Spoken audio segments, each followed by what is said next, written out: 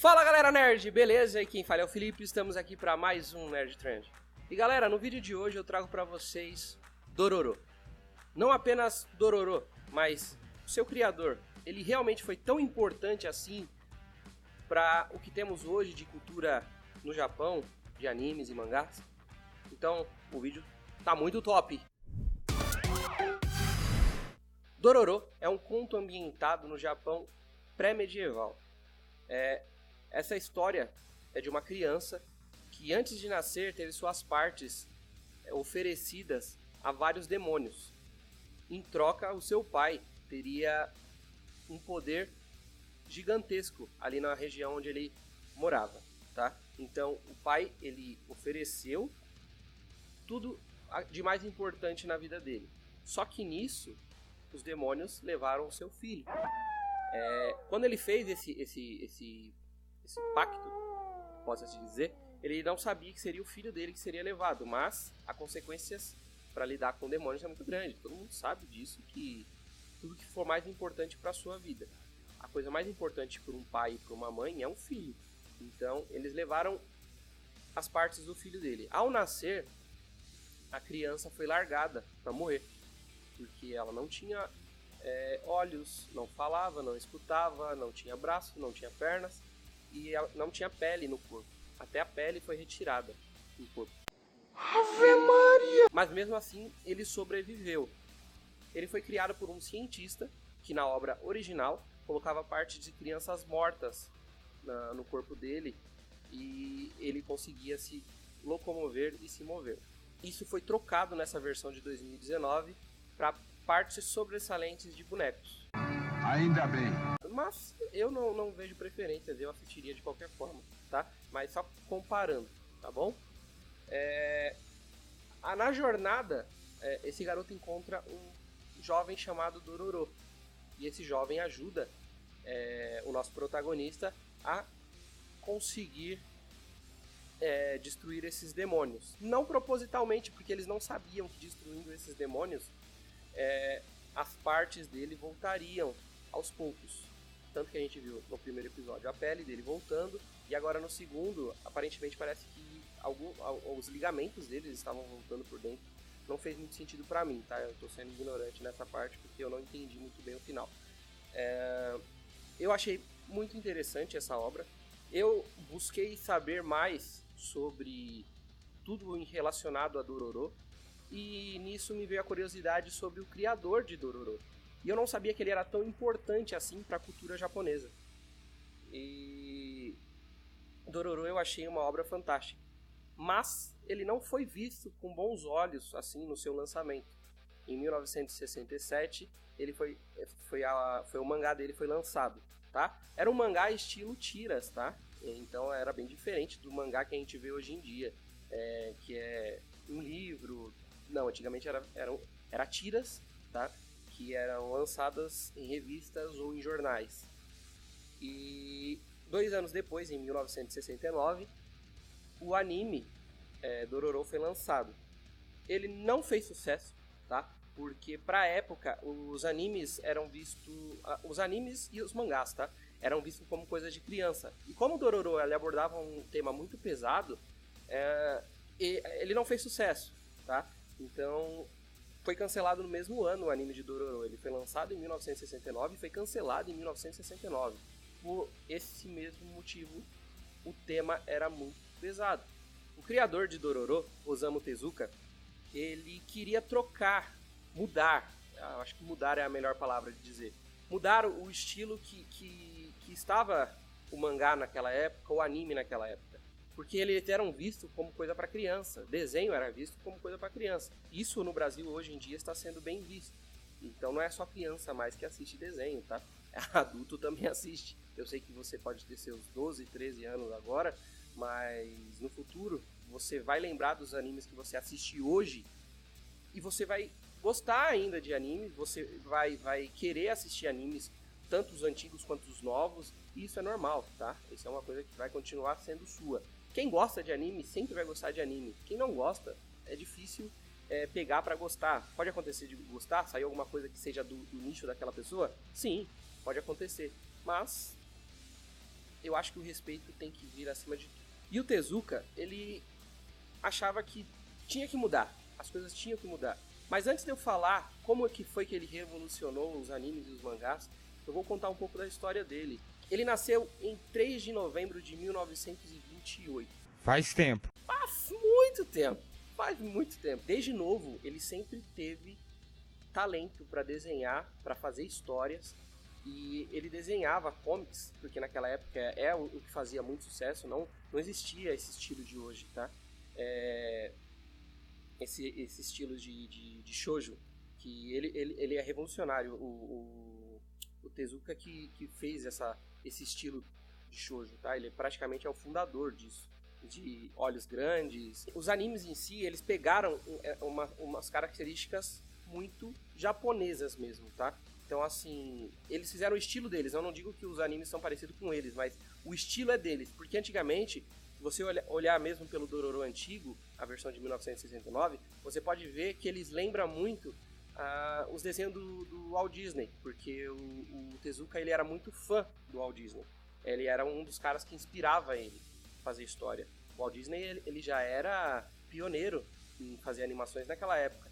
Então, o Tezuka se inspirava muito nele, tá? Mas a infância do Tezuka, apesar dele ser muito talentoso, das crianças na escola pedirem para ele desenhar para elas, e ele tomar muitas broncas por causa disso, porque a escola antigamente era muito rígida. Então ele tomava muita porrada dos professores, porque a escola no Japão ela é rígida até hoje, mas naquela época era muito pior. Era complicado mesmo, e ele tinha um pai muito ignorante, então ele tinha que levar as coisas muito ao pé da letra ali na escola. Se não estudar, é porrada. E então, como ele via que na escola não dava, ele fez muitos amigos, ele ficou muito popular na escola dele. Então os amigos iam visitá-lo na casa dele e ele desenhava, ele fazia história, os amigos dele pediam para ele criar uma pequena charge, e ele criava para os amigos dele, e ele acabou se tornando muito popular na escola por causa disso. Mas a infância dele tá de longe de ser uma infância feliz.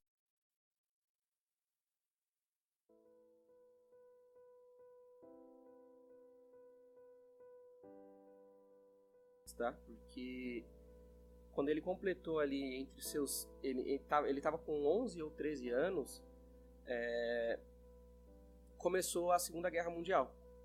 E com isso a infância deles de alegre, né, se tornou uma infância um pouco triste, porque foi a época que o Japão mais sofreu, né, nesse período. O Japão, como todo mundo sabe, ele perdeu a guerra, né, e mesmo para eles ali no Japão, até hoje isso é uma dor muito grande, não porque eles perderam, e sim pela forma com que eles perderam, né? Muitas pessoas morreram, muitos amigos dele morreram. Então, assim, ele deixou um pouco de lado o sonho dele de se tornar desenhista por um tempo e começou a fazer faculdade de medicina. E antes de se formar, ele lembrou do sonho dele e ele já estava empenhado a ser esse desenhista, né? Ele quis se tornar um médico para ajudar as pessoas que estavam sofrendo no Japão. O Japão estava passando por um momento muito complicado, muito difícil, porque ele acabou se unindo com a Alemanha. E todo mundo sabe que a Alemanha era completamente maluca. Mas os líderes do Japão também eram completamente loucos. Então, para a época, era bem difícil, né? Eles estavam bem autoritários para isso. Então, o Japão ele passou por período de fome, porque quando ele perdeu a guerra, ele passou um período que não tinha nem papel e nem tinta direito para se desenhar. Foi muito complicado para o Tezuka ele conseguir superar tudo isso, tá? Mas mesmo assim ele conseguiu superar tudo isso e conseguiu fazer o seu trabalho ser reconhecido no Japão, mas depois de muito tempo, depois de muito sacrifício, depois de muita luta. E ele sempre foi conhecido como levar o trabalho em primeiro lugar, e ele nem cuidava muito bem da saúde dele, tá? E isso é até hoje no Japão. Muitos desenhistas deixam de comer, deixam de tratar da saúde para se dedicar ao trabalho, para trabalhar arduamente, noites a fio aí, virado, só fazendo o serviço dele Muitos fazem pelo amor ao trabalho, mas outros fazem porque os prazos são muito complicados, tá? Que nem como que eu posso dar um exemplo hoje? O Akira Toriyama, ele trabalha muito, mas ele trabalha porque ele ama, tá? Esse trabalho.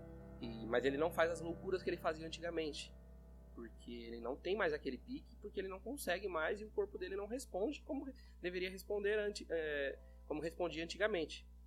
E o Tezuka, ele percebeu isso muito tarde, mas eu vou deixar essa parte para explicar mais para frente, para você ver como nós precisamos cuidar da nossa saúde. A saúde vem em primeiro lugar. O trabalho a gente precisa levar seriamente, mas a partir do momento que ele está afetando a sua vida, o seu jeito de viver, e está afetando a sua saúde principalmente, ele deve ser repensado e deve ser tomado um controle aí. Todo mundo precisa sobreviver, todo mundo precisa comer, todo mundo precisa pagar as contas, a gente sabe, mas loucuras assim acabam que você perde sua vida muito rápido e você nem percebe.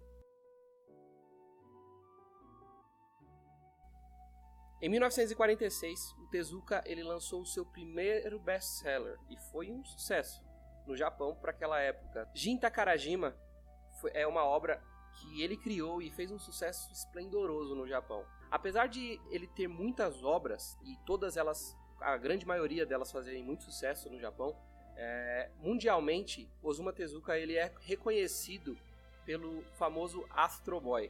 Então você tem, vamos dizer aí, você tem 26 anos, é a minha idade, e você nunca assistiu Astro Boy, você não viveu, porque Astro Boy era muito famoso, tá? Astro Boy, ele fez um boom, assim, na época quando eu era criança, que, cara, era muito top. Na época, acho que você é doido.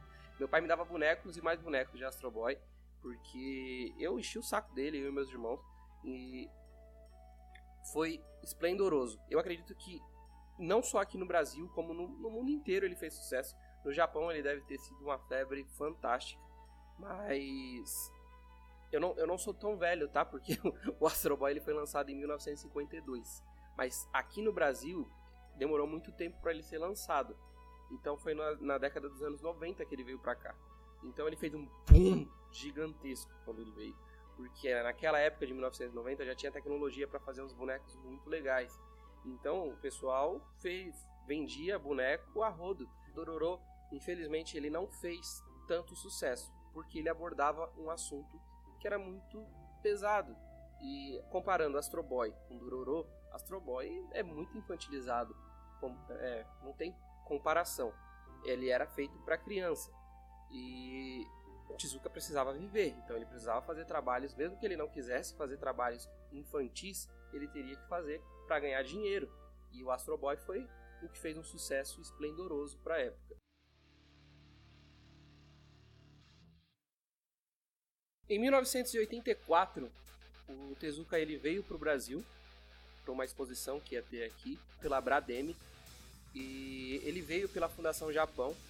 E através disso ele deu muitas dicas para o pessoal da Abrademe como que deveriam levar o segmento de mangás e animes aqui no Brasil, né? E como deveria ser feito isso, né? Porque o cara é pioneiro, né? Ele foi um dos que mais destacou pra gente ter o mangá do jeito que é hoje lá no Japão, pra gente ter os animes do jeito que eles são hoje feitos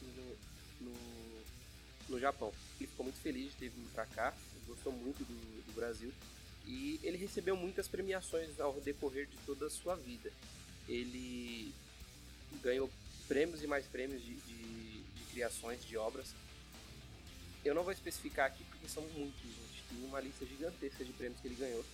E, cara, fica pra nós a saudade de um cara que a gente nem conheceu, mas que a gente sabe que fez muita coisa pelo anime, pelos animes e pelos mangás, que, se a gente pensar bem, poderia ser que se esse cara não existisse, ele tivesse acontecido alguma coisa, ele tivesse nas cidades que caíram as bombas, poderia ser que a gente nem ligasse muito pra isso, porque poderia ser que nem fizesse tanto sucesso assim pra chegar aqui no Brasil e no mundo inteiro, né? Bom, você lembra que eu tinha dito antes que o Tezuka ele tinha péssimos hábitos alimentares? Galera, infelizmente isso teve agravantes pra ele. Ele passava noites e noites a fio e ele nem ligava muito se ele ia comer, se ele não ia comer. E quando ele comia, era uma besteirinha aqui, outra besteira ali. Os médicos não sabem se ele tinha tendência a ter esse câncer, mas ele teve um câncer no estômago. E, infelizmente, em 1989, faleceu Osamu Tezuka. Esse que foi, pra mim, pela história dele, tá? Eu procurei outros também pra ver ali as histórias dos criadores mesmo ali, que lutaram pelos mangás, mas ele, cara, a história dele é outro nível. O que ele fez pelos animes e pelos mangás não tem comparação. Pra mim a história dele é muito legal.